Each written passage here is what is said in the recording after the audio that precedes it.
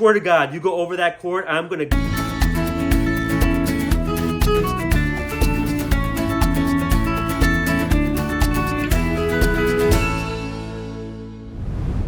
Buenos días, buenas tardes, buenas noches a todos. Good morning, good afternoon, good evening to everyone, whatever time of day you are joining us.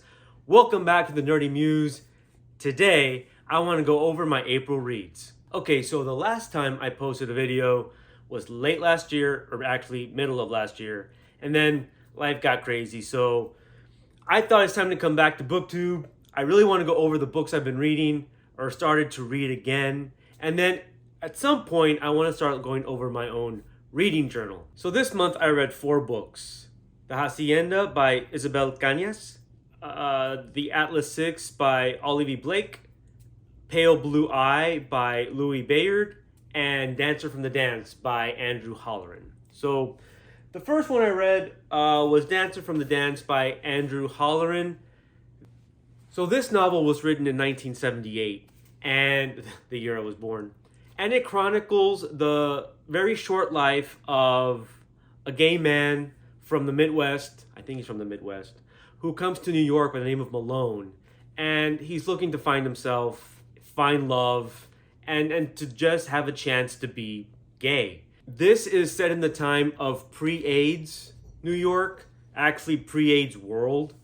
Of course, anyone knows that the AIDS epidemic, people really started getting sick 78, 79, 80, and then that's when, it really kind of took off. But this story is set before all that. So you have all these gay men going to Fire Island. Is it called Fire Island? I think it's called Fire Island. Yes, it's called Fire Island. To have fun, be with each other, party, drugs, sex, booze, all that kind of good stuff, right? When you're in your 20s, because as they say in here, once you hit 30, 31, it's all downhill from there. And for gay men, that's pretty much true. Well, it used to be, right? Nowadays, not so much. But back then, that was the mindset. And even today, it's kind of the mindset for many. So this story pretty much follows Malone. He's a lawyer. He moves to New York. And something is missing. He wants love. He wants to get married, have, little house, white picket fence, the whole thing. But he also knows he's different. So he starts going out late at night. And he goes into the subway. He makes eye contact with this guy. Keeps going back to try to find him. They meet up, just in passing 3 or 4 more times. And finally the guy's like, hey, what's up?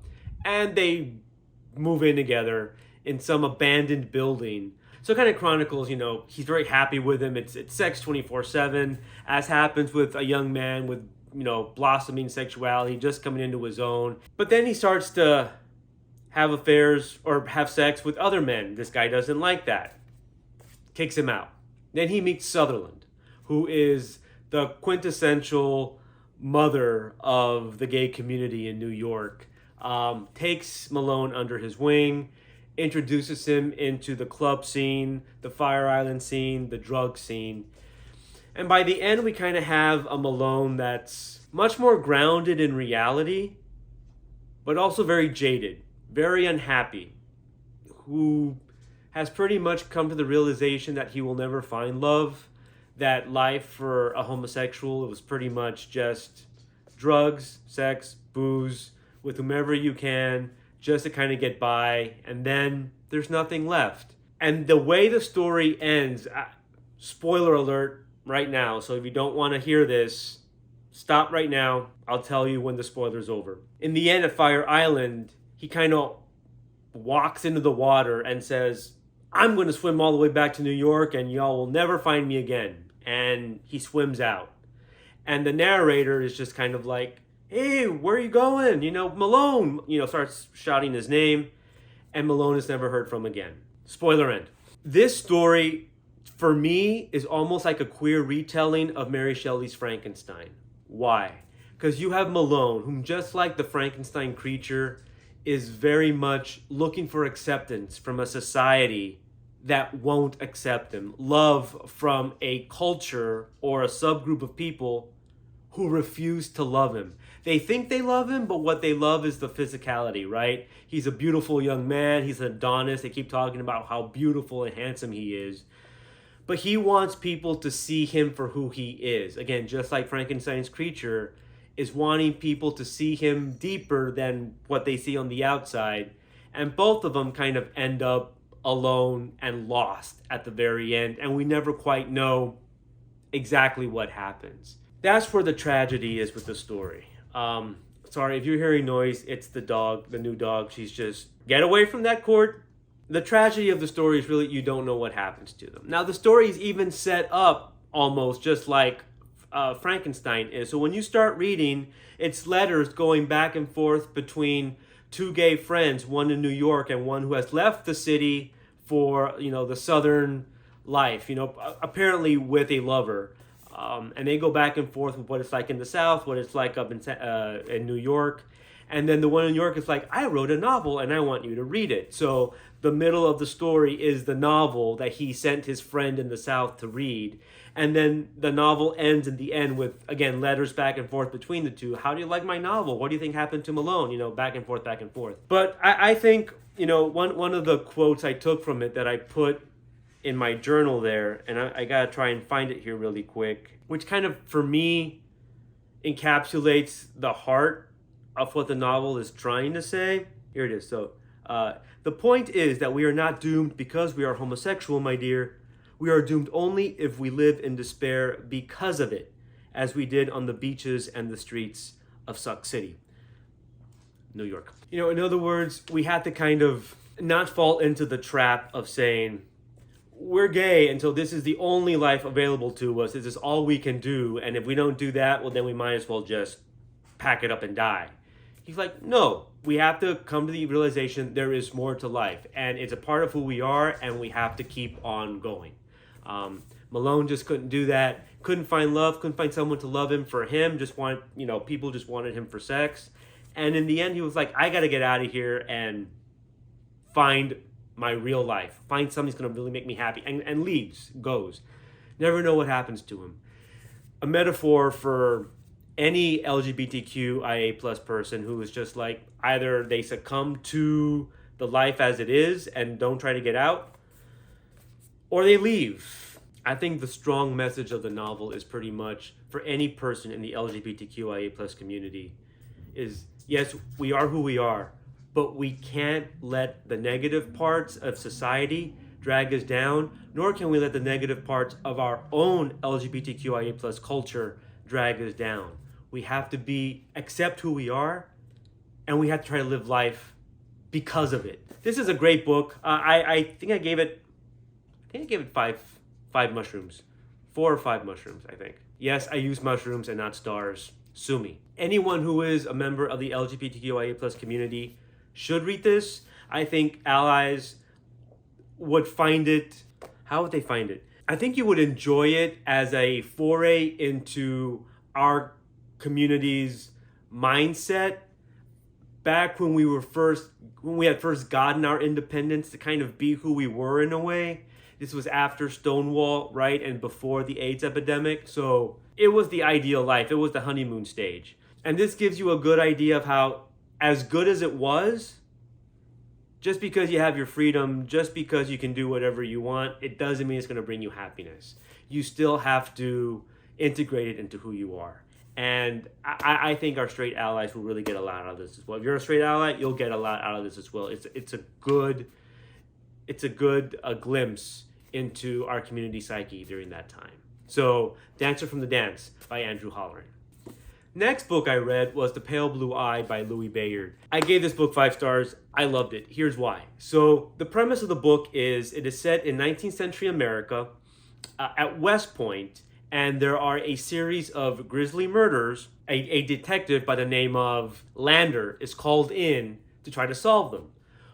While he's there, a cadet comes up to him with some information, and he starts to form a friendship with this cadet, and the cadet starts to help him out with his investigations. Well, the cadet turns out to be none other than Edgar Allan Poe. This was a great, great story. I'll put it this way. This is the only spoiler I'm not even going to give you that spoiler. Never mind. Forget it. Forget I say anything. Pick this up. If you're a fan of Gothic lit, 19th century Gothic lit, great mystery novel, especially Agatha Christie kind of stories, you're going to love this one. I don't recommend the movie on Netflix. I watched it afterwards. It was bad. I could follow along because I had read the novel. I think someone who had not read the novel would kind of watch that and be like, what's going on? I'm totally lost. It was a couple of hours. You really can't fit all this information in there. And Louis Bayard does a fantastic job of setting up the story, setting up the characters, so everything makes sense at the end when it's kind of all the loose ends are tied up. I really can't say too much more about it without giving spoilers, but I can say, if you're a fan of Edgar Allan Poe, 19th century Gothic lit, or just a great mystery story along the lines of Agatha Christie, pick this one up. Don't watch the movie, read the book. You won't be sorry at the end. This is a five mushroom read for sure. Now, I had picked up The Hacienda by Isabel Cañas quite a while back. It's described as a horror gothic story. So the story is set during the Mexican War for Independence, again, 19th century. And we follow Beatriz, whose father was a general, started with the correct side, but then moved to the side of the rebels, was kind of caught, executed. So Isabel and her mother were sent to her father's family, who did not approve that he had gone over to the rebels, and so treated them like pretty much crap. Well, she finds an out by marrying Don Rodolfo Solorzano. That's it. Falls in love with her. Now the problem is, she's mestiza, right? So she's part Spanish, but also part indigenous, and most of the indigenous blood is showing, not so much the Spanish part. And so, as happens in Mexico, as happens in any other place where you have different classes of people, there's a lot of prejudice. Well, this guy, who's apparently all Spain, fell in love with her, so she's gonna write that guy, right out of where she is, right? Who wouldn't? She does. Hoping that she can make a better life, bring her mother over, and her mom can now live in prosperity. Well, her mother doesn't want anything to do with her because she feels that her daughter is now backstabbing the family in a way. So, of course, Beatriz is just like, I don't care. I will make a life. I will bring you over, Mom, and life will be better. So, Don Rodolfo takes Beatriz to his home. It's a country home over in, give me a quick second, in Apan. You have to forgive me. It's been a few weeks since I read it, so I can't quite remember everything, but to Apan. And now he has to go back to Mexico City to do his kind of work, and she's left to kind of tend to the house in Apan, the country estate. Well, his sister is there, Juana, and Juana doesn't like her. Apparently the guy was married before, the wife died, and Juana does not like Beatriz. Well, things start to happen around the house. Like there's actual haunting in the house. This isn't like psychological. This is Beatriz. This is Juana. This is whatever. No. There's actual supernatural hauntings happening there, and they're bad. They're evil. So she goes to a parish priest by the name of Father Andres, who's actually a witch, but took holy orders in the Catholic Church to keep away from the Inquisition, the Inquisition that's going on, or just finished in Mexico at the time.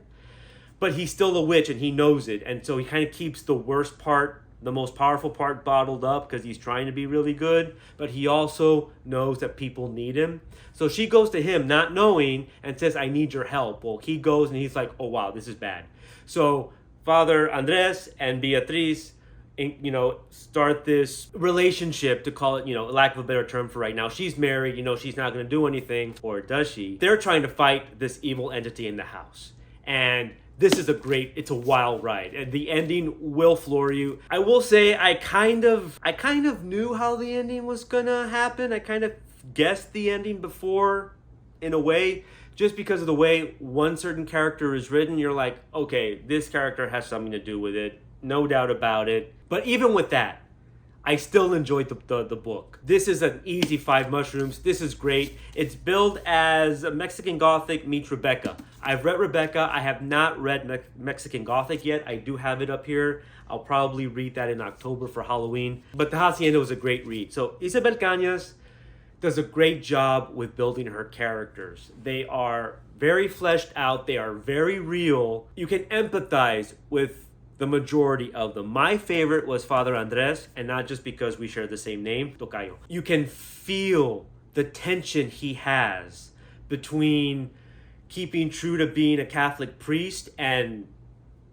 denying the witch part of him, and knowing that tapping into that indigenous witchy part is really the only way to be his true self and to actually help not only Beatriz but the people of the town that he's in. He was written very, very well. So was Beatriz, a very powerful character. She comes into her own. She's not one of those, oh, save me, I'm a damsel in distress. I mean, she does go for help, but she's doing so out of a desperation because she's tried everything else already. She's tried to do it herself. She's done what she can, and she's now stuck. And she has no other way open to her. So, again, it's very realistic. The characters are great. The house was written great. The house is alive in a way. So it's very kind of Haunting of Hill House. Not the Shirley Jackson Hill House, because that was more psychological. But the Netflix Haunting of Hill House, very much so there. So if you enjoyed the Haunting of Hill House, you're going to love this one. So, La Hacienda by Isabel Cañas. The last one I read was The Atlas 6 by Olivie Blake. Actually, that's a pen name. Her actual name, I can't pronounce it. We'll just go with Blake. This is a dark academia novel. It's urban fantasy, kind of meets sci-fi in a way. So you have these 6 individuals who are all powerful magic users in their own way, either with physics, being able to actually manipulate molecules, atoms, make actual things change around you, like even gravity. Or you have some that can affect plant life. You know, some are empaths, very strong empaths. One can read your mind.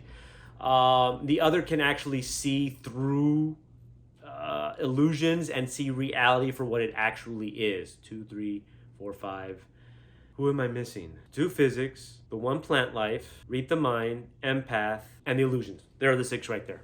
Well, they get approached, each one individually, by a gentleman by the name of Atlas, who is actually the caretaker of the Alexandrian Society, which has access to the Alexandrian library, which was thought lost, right? But the idea is, because it had so much powerful information, it kind of had to appear to be lost to keep all the information safe for the select few who every 10 years are able to come in, go through an initiation for 2 years to access the fonts of knowledge from the Alexandrian library, from the society that it holds. The thing is, only 5 can get to the second year.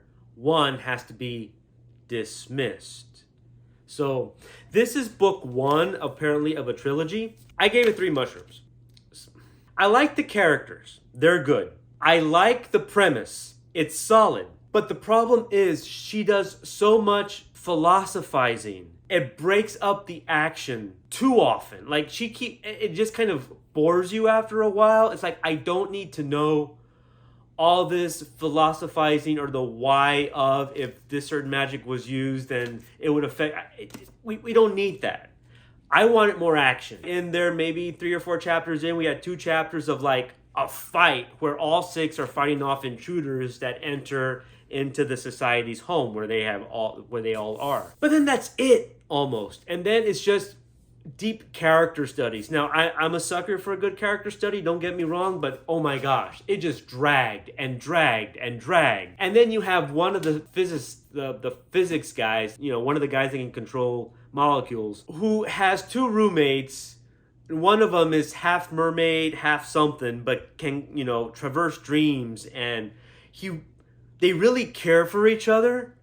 They're both guys, they really care for each other, but at the same time, the physicist is almost seen like to be like a straight guy, but it's like, but he tells the guy, I care about you, I'm worried about you. It's just like, just say you love each other, or like, stop with this whole character study that goes nowhere. Like, give us some substance. right? So I mean, this story, it starts, it ends. You know there's a second one coming, a second installment. There's a reason for that. But I just wish she would do less with the philosophizing and more with the action. Less with the deeper character arcs. And it's like, okay, you've done a good job fleshing out the character. Let's move forward. Let's put this down. We don't need all that. Just can we tell the story, please? So again, the characters were good. Storyline, it's solid, it's there, but it's interrupted way too much and it kind of bored after a while. So, do I recommend reading it? If you have nothing else to read, sure, pick it up. Because I'm a completionist, yes, I will be getting the next 2 to read them. I'm not going to hold my breath. I'm kind of hoping they're already done, so there's no way she's going to listen to this and stop with the philosophizing. I'm kind of hoping there's no more philosophizing. I'll buy the next one. If it's there, I probably will swallow my pride and not read the third. But I do kind of want to figure out what happens in a way. So, damn it, there's a cliffhanger. And so, yes, I'm going to read the next one. But not because it's a solid, greatly told story. But just because I need to find out what happens. That's The Atlas 6 by Olivie Blake. All right, so those were my April reads. At some point, I will kind of do a reading journal show through of what I did for these 4. And then what I want to do for May. Later on, I will do a video for what I want to read in May. But for now, if you're not quite sure what to read, hopefully one of the books I just described may pique your interest and may give you something to enjoy for a week or 2. Until the next video, please, everyone, keep warm, keep well fed, keep reading, and I'll see you soon.